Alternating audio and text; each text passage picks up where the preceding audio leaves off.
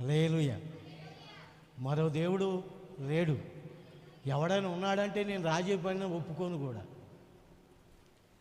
ఎవరైనా దేవుళ్ళు ఉన్నారు అన్నాడు అనుకో, నేను ఒప్పుకోను. రా కూర్చో, నేను 5 గంటలు మాట్లాడతాను, నువ్వు విను. లేకపోతే నేను 5 గంటలు నువ్వు చెప్పు, నేను వింటా. లేదా పగలాలో కూర్చుంటావా, కూర్చో విను. లేదా పగలాలో నేను కూర్చుంటాను, నువ్వు విను. లేకపోతే యేసుప్రభుని నమ్ముకో, అంగీకరించు. యేసుప్రభు దేవుడు. అట్లా మాట్లాడతాను.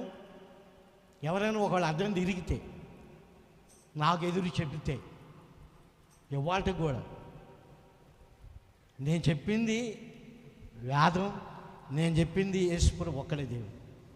నువ్వు ఎదురు చెప్పినా, ఎన్ని చెప్పినా, ఏ గ్రంథాలు చెప్పినా నేను ఒప్పుకోను. నేను ఒప్పుకోను.